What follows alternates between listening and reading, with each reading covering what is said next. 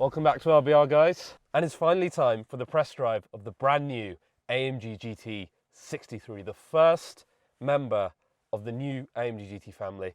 And I wanted to start just by driving off because this thing is so emotional. Have a listen to this.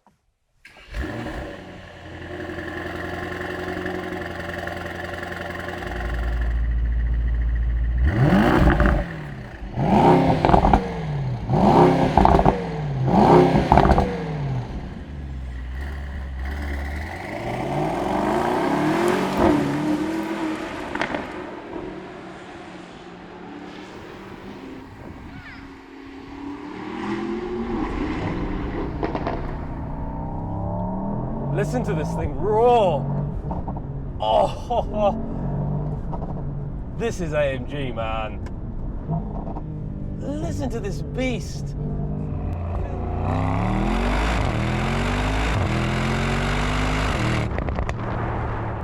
How's this for a first impression of driving this new GT?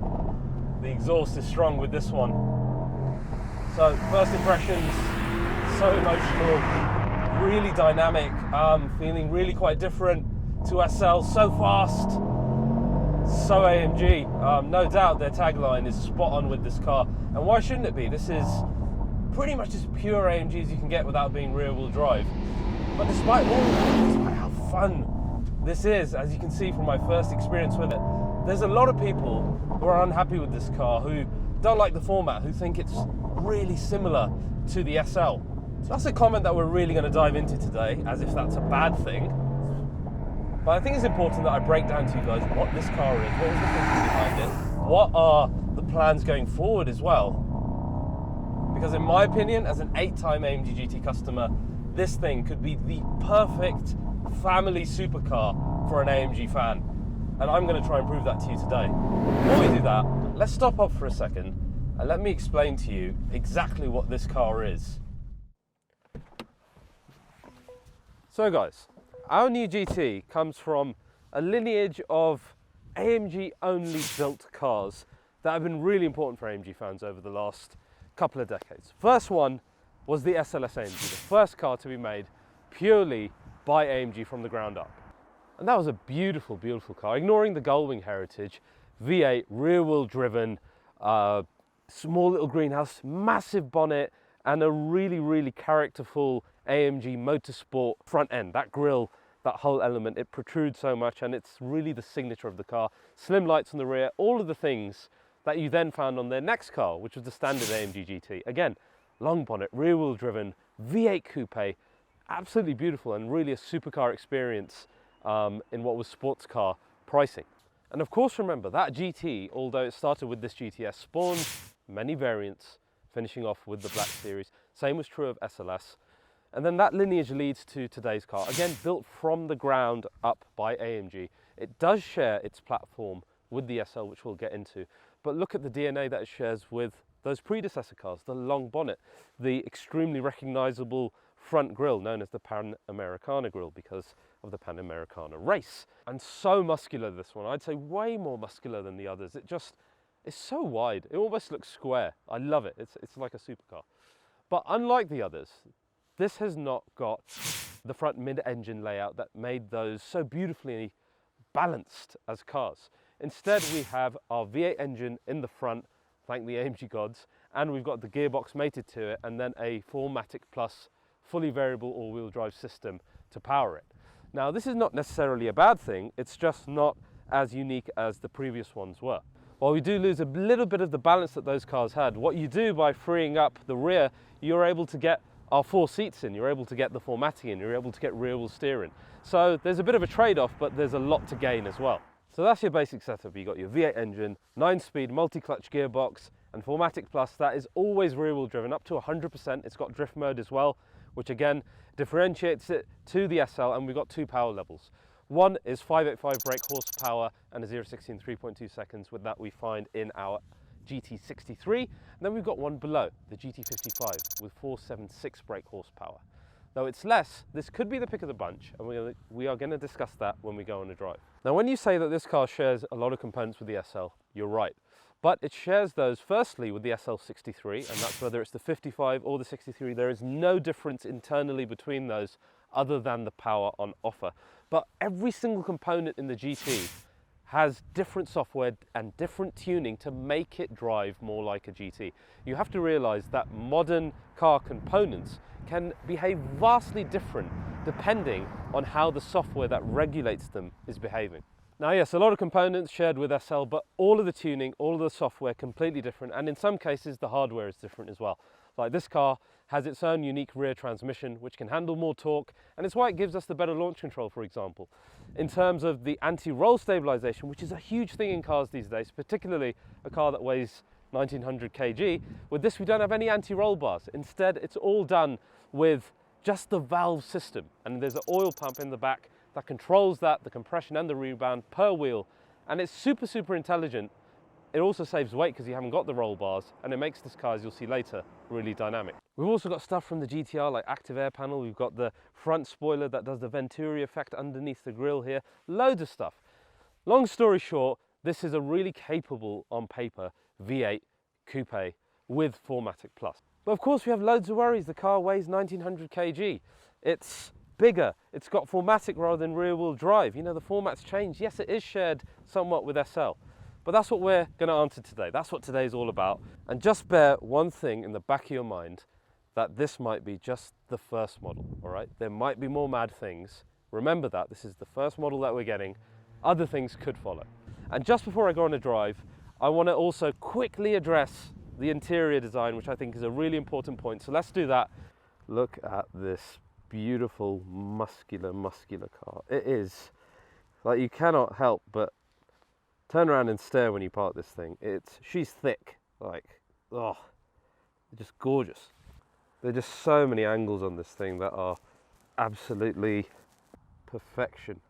It's just a proper muscly, angry, unapologetic V8 AMG supercar, and I love it.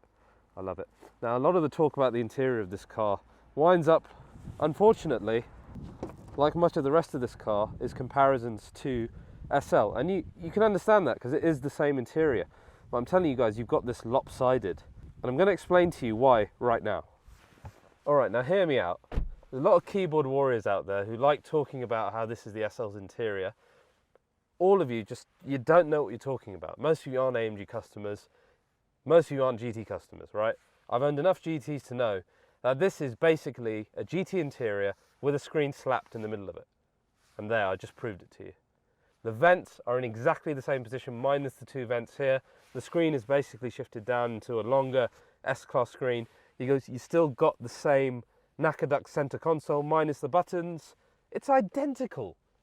That being said, I would have loved if there was actually some differentiation to SL, some extra buttons around here, you know, something just to differentiate this as being the more sporty coupe, which there isn't.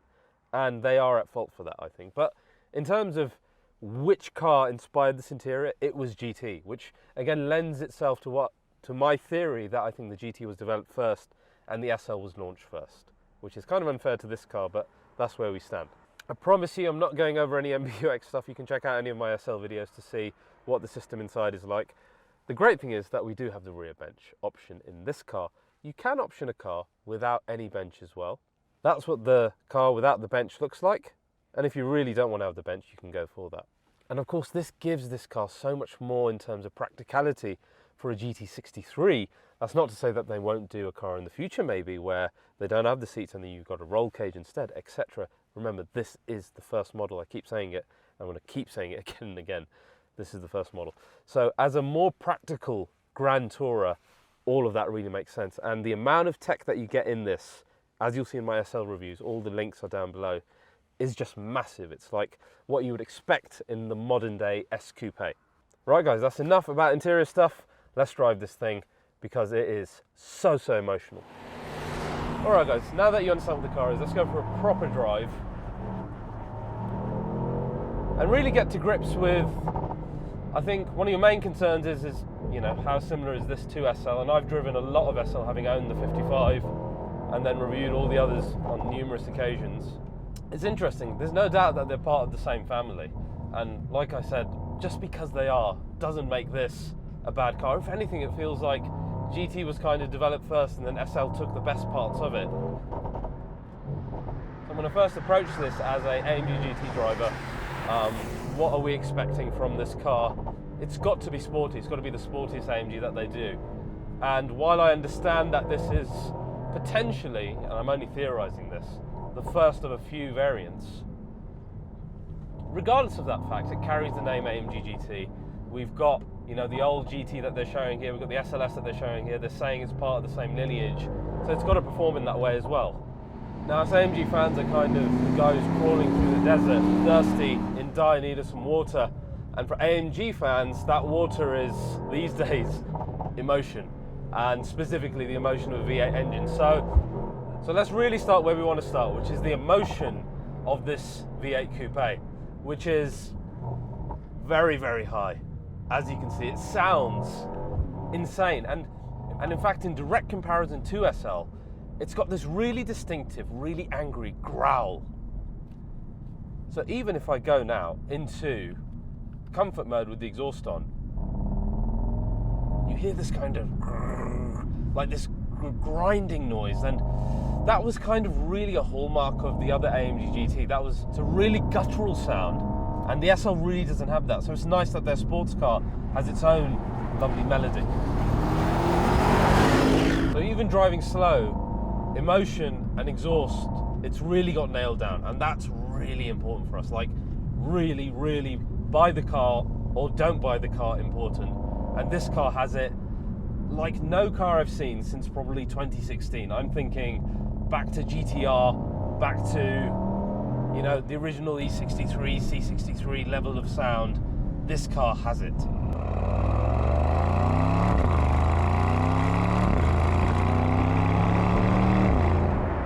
We go then into Sport Plus mode, turn manual on. You can play this thing like a musical instrument, and it's just right. I don't know how much it's being augmented in the interior, and frankly, I actually don't give a shit, because the resulting sound and emotion is epic. And if that's playing a little less outside and a little more inside, and as long as it's real, I have absolutely no issue with that. But believe me, you do hear it outside as well. I've done some tunnel runs in this thing, been driving it for 2 days, and it is loud.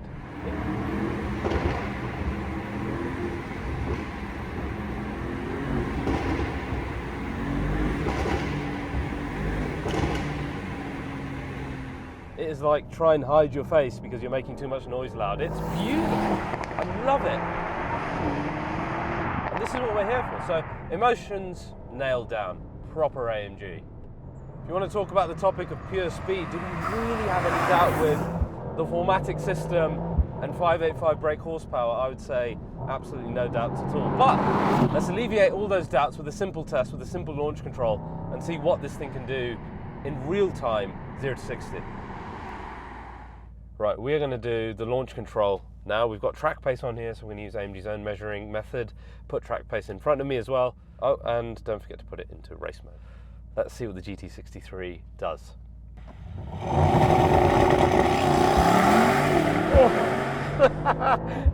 That was quick and sounded absolutely brilliant.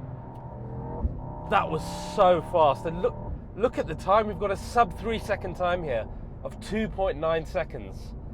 That is quick. That is really, really quick. And remember, this is power under the 911 Turbo S, so we're not that far off that car. You know, that car I've measured at 2.7 seconds consistently. That is really fast, and I'm impressed considering the power to weight ratio of this car. Now think about it, that is 0.6 quicker than the SL63 that we tested, which is way, way faster. All that probably thanks to the unique rear transmission it's got, but the point is, GT using its own tuning, its own software, and it's made a massive difference in this car. We've got some beautiful, beautiful roads out here, and the type of speed that we have in this 63 version of the GT is probably too much. Like, you never really reach anywhere near the top of where this thing can go. But then I think these are the type of roads where you're really going to enjoy this level of GT. And I think, bloody hell. big 585 brake horsepower is probably just too much. I really suspect, and I can't wait to drive it, that the GT55 is going to be absolutely perfect. If this really is the daily AMG GT, right, then that, I think, is going to be the engine configuration to go for, particularly thanks to the fact that AMG decided to leave all the technical innards exactly the same dynamically between the two cars, with only power being the difference. I think that car you're just going to end up enjoying more because you're just going to be wringing its neck of all the power that it has. And I just think you enjoy cars more when you can really achieve their full potential on the road. I found that with my SL55, and I find that with things like the base Carrera, that you can just, you know, push to its limit. The next question you're going to ask yourself, and it's the right question, is what are the actual dynamics like? And this is the real topic, right? The first thing is steering is beautiful, okay? It's not easy to get these electronic setups right, but when you're driving slow, you get loads of, like if I slow down, I need to slow down, driving this too fast. Little inputs in steering, I'm in Sport Plus at the moment, give you immediate feedback. The car is so pointy, and that's a lovely feeling to have. As you begin then to build up speed, the firmness of the steering increases, it becomes heavier, but the feedback remains. The texture of the road you're feeling all the time as well. And it's really confidence inspiring. AMG, just like Porsche, nailing their electric steering setups, I think. The one thing that I find so difficult to get used to in these newer cars is the rear wheel steering. That's despite the fact that the GTR, the AMG GT R, really brought it to the centre fold for AMG as the first car to do it. And you have that on-rails feeling, which you do get with this as well. But because there's so much power and the front is pulling the car as well, it doesn't feel quite as balanced. Like when I'm coming into an exaggerated corner, I'm almost like, oh no, I've turned too much. Like I'm fighting against myself to correct the steering because the rear wheel steer is giving so much. And then the amount of grip you're getting as well from the tiniest of throttle input kind of throws you off a little bit. You need to get your head rewired to understand just how responsive this whole thing is. So that takes some real getting used to, but then I have gotten more and more used to it over these last 2 days. And then when you're more able to kind of predict what the body movement is going to be, you can be really quick in these type of corners. And then so much power coming out of them. Scary fast, this thing is scary fast, and I'm talking dynamically as well.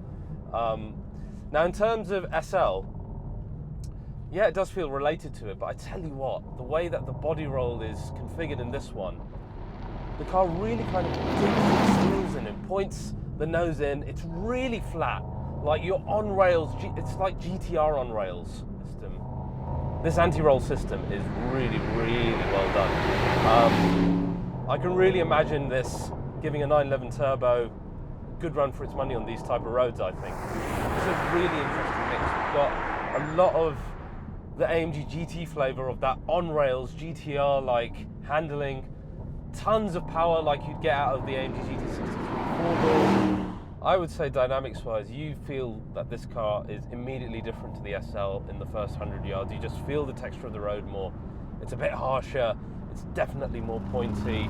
The way that it just wants to fling its tail out at almost every corner, the SL doesn't do that. But it's definitely more unhinged, it definitely requires more taming. It feels more like you're driving a 4MATIC version of the old GT, which is a great thing. But at the same time, then it strangely does this other side of things, this daily ability. And I've got an AMG GT Black Series at home, okay? I'm not wanting for a V8 two-door coupe in that sense. What I am wanting for is to share that experience with more than just one person. Whereas now it can do the more SL or C63 type thing of being a normal, comfortable cruiser, but then be much more dynamic than those cars when you want to push things on a little bit. And I think the best thing for me is it retains that supercar experience that the original AMG GT had, that you would buy it, yes, it's sports car money, or it's probably supercar money now, because everything in the market's moved on, but you're getting that supercar experience driving this car. It's wide, it's impressive, it sounds so loud.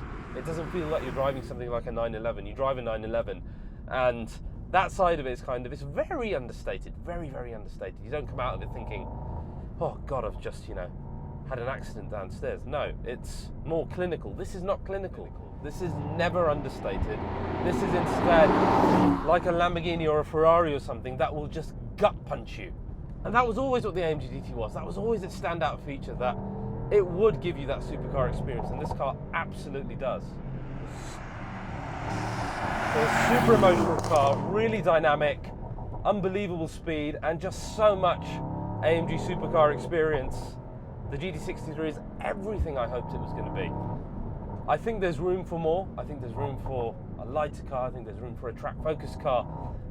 They can do all of that mad stuff still, I'm sure of it. I think this is one of a family. I hope it is.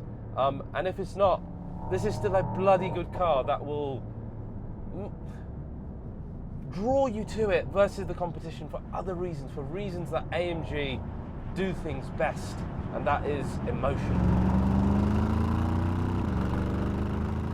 So guys, this was my first drive of the brand new AMG GT 63. I hope you've enjoyed it. I've absolutely loved it. I've got another day and a half with this car, and as you can see, I'm having so much fun. So if you've enjoyed this episode of RBR, as always, please do like and subscribe, and I'll see you guys next time.